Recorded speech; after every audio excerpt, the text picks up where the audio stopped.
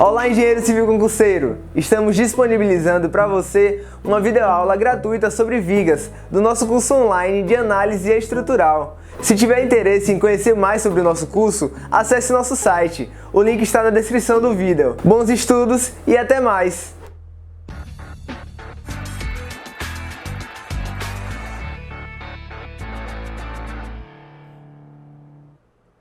Olá pessoal, essa é mais uma aula do nosso curso de análise estrutural.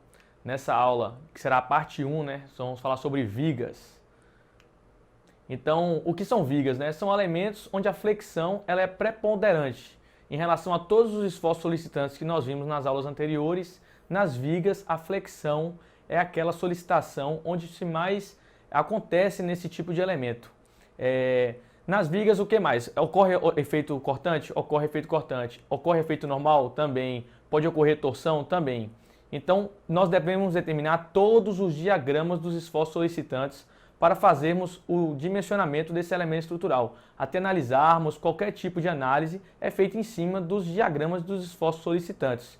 Esses diagramas, como já mencionamos anteriormente, eles descrevem o comportamento desse esforço solicitante, seja ele qual for. Então, a variação ao longo da viga desse esforço solicitante. Então, podemos ver aqui na figura aqui ao lado, em que apresenta o elemento normal prismático, elemento da viga reta, onde ocorre a ação do carregamento distribuído ao longo dessa seção ou pontual. Então, existem vários tipos de carregamento que podem incidir sobre essa viga, onde vai ocorrer a flexão dessa viga. Embaixo tem uma figura após essa viga ser fletida, um momento positivo. Lembra que definimos lá atrás o sinal desses tipos de solicitação. Então, o momento positivo ele é o quê? Ele traciona as fibras inferiores e comprime as fibras superiores. Então, podemos ver que ocorre um alongamento da parte inferior da viga, onde podemos ver ali que o comprimento é maior do que o comprimento inicial. Então, o comprimento final, após a flexão do momento positivo, ele é maior do que anteriormente, ou seja, após fletir, a parte inferior tende a alongar-se e a parte superior da viga, ou seja, as fibras superiores da viga, tende a comprimir-se. Então, ocorre uma diminuição do seu comprimento. Então, ela comprime em cima e traciona embaixo. Então, através da determinação desses esforços solicitantes, nós podemos fazer 4 tipos de procedimentos. Quais são esses procedimentos? O primeiro procedimento é o projeto ou dimensionamento. Então, o que é o projeto ou dimensionamento desse elemento estrutural?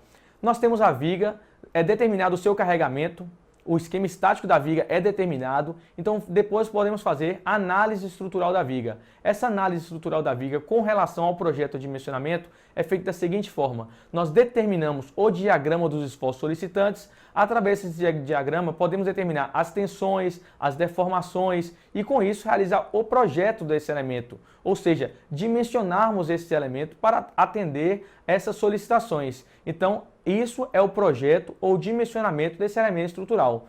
A outra parte também que podemos determinar nessa análise desses esforços são as verificações. O que são essas verificações? Por exemplo, poderemos determinar se essa viga atende ao estado do limite de serviço.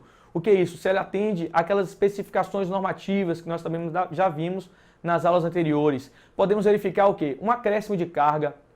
Essa viga irá suportar esse carregamento? Então, esse é outro tipo de verificações.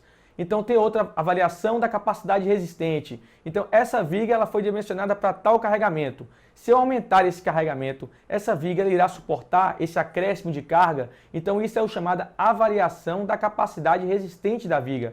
É verificar se ela atende à condição pela qual ela vai ser submetida. Ou se a alteração do projeto, se essa viga atenderá mesmo após a alteração do projeto. Então, dimensionei a viga para tal esforço e no futuro ela vai estar submetida a outro esforço maior, ou que seja menor, ou que seja um esforço diferente. Então, nós fazemos a avaliação da capacidade resistente desse elemento estrutural. Análise de falha. O que é isso? Vamos supor que a minha viga foi dimensionada e ocorreu uma falha, ou seja, a estrutura ela não suportou esse determinado carregamento e ela veio a falhar. Ela não atendeu a capacidade resistente pela qual ela foi projetada. Então, a análise de falha faz o seguinte: ela detecta onde essa estrutura falhou. Qual foi o tipo de falha? Ela falhou para qual efeito? Ela falhou para o efeito de torção, por efeito de compressão? Ela falhou por efeito de flexão? Qual tipo de efeito fez o meu elemento falhar? Então esses 4 elementos, esses procedimentos, né, em relação à viga, eles são muito importantes, eles são utilizados ao longo de toda a vida útil das estruturas, seja no projeto de uma nova concepção estrutural, na verificação dos elementos estruturais, na avaliação da capacidade resistente,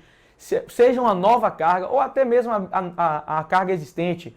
Vamos supor que o meu elemento estrutural teve algum problema, ele precisou ser reduzido a sua dimensão por algum motivo. Então, geralmente, essas empresas elas contactam o projetista para verificar a capacidade. Vou precisar fazer um furo na minha viga para passar uma tubulação. Esse elemento, com esse furo, vai resistir o mesmo carregamento no qual ele teria sem o furo? Então, essa é outra verificação que deveremos fazer para a análise estrutural do nosso elemento. Então, vamos falar o seguinte, vamos falar sobre a determinação do esquema estático. Quando nós verificamos nos livros, nas questões, existe esse esquema estático já definido, onde os carregamentos já são colocados ali sobre a estrutura. Podemos ver um exemplo ali, onde temos uma viga, né? Ela tem uma carga de alvenaria e já possui um carregamento. Ela possui um carregamento pontual no seu balanço, um carregamento pontual em cima do seu apoio ali, apoio móvel, como vimos lá. E temos um carregamento distribuído, outro carregamento pontual, outro distribuído e finalizando com um pontual sobre o apoio também. Então podemos ver o seguinte, esses apoios, o que são esses apoios móveis e fixos, como nós já vimos anteriormente no curso?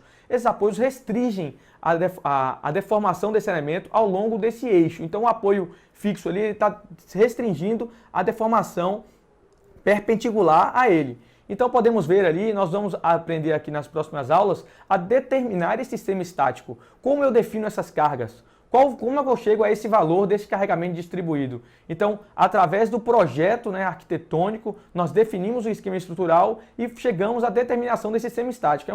É uma tarefa muito importante, o correto cálculo desses carregamentos. Depois, novamente, o diagrama do esforço solicitante. Eu sempre friso o diagrama do esforço solicitante pelo seguinte, é através dele que fazemos todas as análises. Então, ele é de suma importância na análise estrutural. E a próxima etapa é a análise estrutural. Então, depois de definirmos o carregamento estático oriundos do projeto estrutural, do carregamento, nós definimos todos os valores do carregamento, qual o comportamento deste carregamento, se ele é pontual, se ele é distribuído linearmente, se ele é distribuído constante, igual na figura aí. Então, vários tipos de carregamento podem incidir sobre a viga. Então, após esse cálculo desses diagramas, através desses carregamentos que nós definimos, nós fazemos as análises estrutural. Análise de tensões, análise de deformações, todas as análises são feitas em cima deste carregamento estático que vamos definir. Então, vamos falar um pouco sobre o carregamento estático das vigas. As ações permanentes diretas, que nós também já falamos lá, que são o quê? O peso próprio dos elementos, aquelas cargas de ações variáveis, normais, de carregamento de pessoas, a depender do tipo de ambiente, que são definidas pela norma 6120.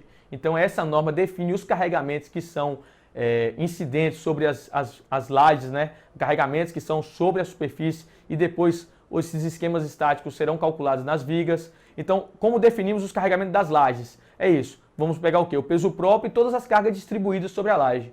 E depois definimos o quê? Os carregamentos das vigas. Quais são os carregamentos nas vigas? Então vamos lembrar aqui na figura que a laje, ela incide, ela distribui o carregamento que é linear sobre ela. Então a laje possui um carregamento distribuído, que é o seu peso próprio e mais as ações variáveis normais, que nós já vimos nas aulas anteriores. Então essa laje ela recebe esse carregamento e ela distribui linearmente na viga. Então a viga, o que é a distribuição de carregamento da viga?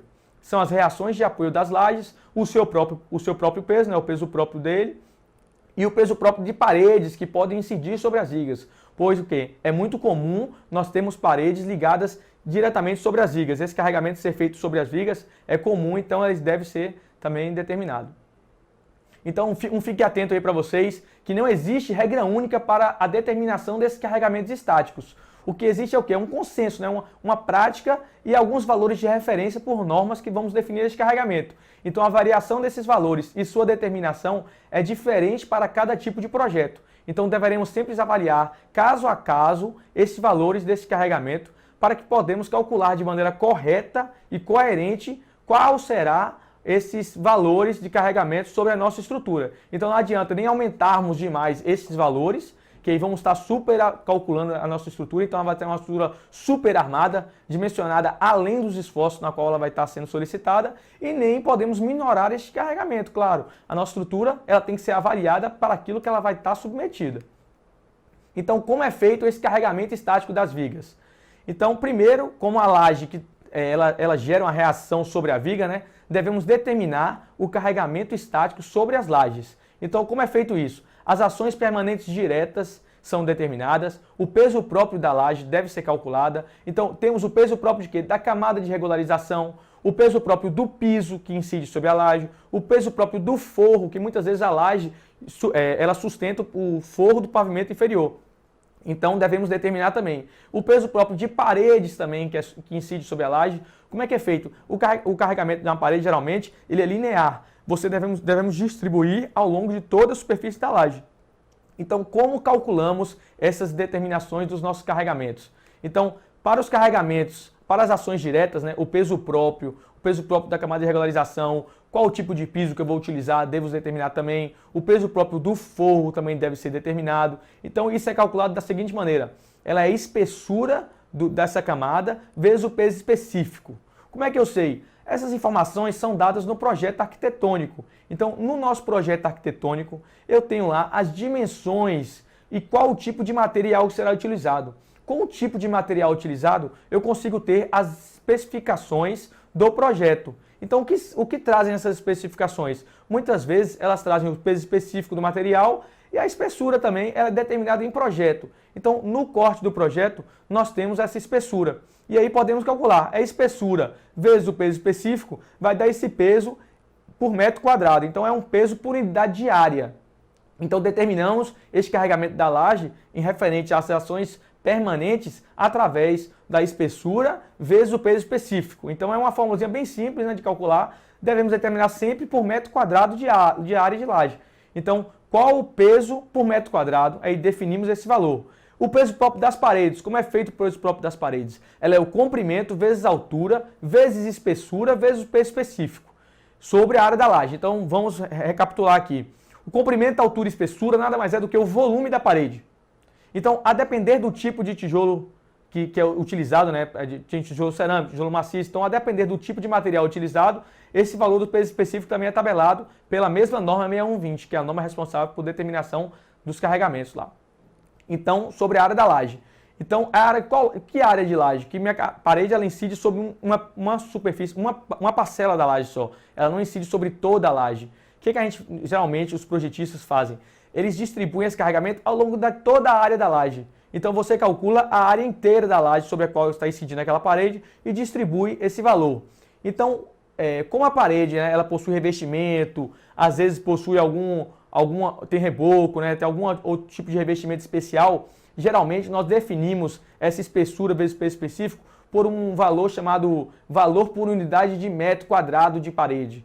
Então, como é que é calculado isso? Nós vamos o comprimento dessa parede vezes a altura, que dá a área, por um valor por metro quadrado de parede. Então, qual o valor definido? Ela é feito um conjunto de valores em cima justamente destes materiais que são compostos da parede, tipo reboco e aí revestimento. Então, esses valores definem esse valor por metro quadrado. Então, geralmente calculamos a área da nossa parede, né, altura vezes comprimento, e vezes esse valor por metro quadrado e dividimos por toda a área da laje. Aqui são as ações variáveis normais. O que traga assim nas ações variáveis normais das lajes? Eu trago uma figurinha aqui da tabela da 6120. Então, nessa tabela aqui nós temos o quê?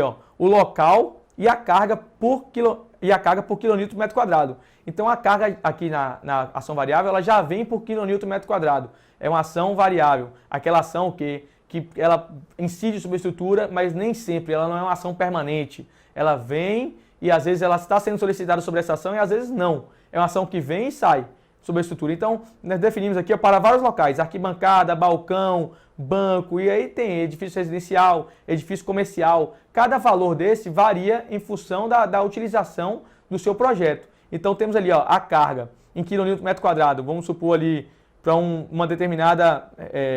ali para clubes. Então, tem várias especificações referentes a clube, salão de bilhar e banheiro, é 2 kN por metro quadrado. Então, a depender da utilização do seu projeto, nós vimos aqui na tabela e determinamos esse valor das ações variáveis normais. Então, voltando aqui, ó, o que são as ações permanentes diretas? Elas são as ações que incidem sobre o meu carregamento da laje. Então, calculando todos esses itens, iremos somar ao nosso carregamento variável. Então, todas as ações permanentes diretas são determinadas, calculadas sobre aqueles elementos que são fixos às estruturas. E se eu tiver um outro elemento, uma estátua, por exemplo, uma jardineira sobre a minha estrutura, deveremos determinar o valor, o peso dessa jardineira, dessa estátua sobre a estrutura, distribuir por metro quadrado e determinar todo o somatório desses carregamentos permanentes sobre a estrutura. Após isso, vamos na tabela 6120 e determinamos qual o valor da ação variável normal que incide sobre a minha estrutura. E aí vemos na tabela, vamos supor, arquibancada, 4 kN por metro quadrado. E aí eu somo, vamos supor que lá nas ações permanentes deu 10. Então vou ter 10 kN por metro quadrado mais 4 kN por metro quadrado, eu vou ter 14 kN por metro quadrado agindo sobre a minha laje. Então depois de determinado este carregamento da minha laje, eu vou fazer o quê? Vou determinar qual será o carregamento que chegará para as minhas vigas. Então assim é feita a determinação dos carregamentos sobre a laje. Então, pessoal, por hoje é só. Nas próximas aulas vamos dar procedimento a essas análises sobre as vigas.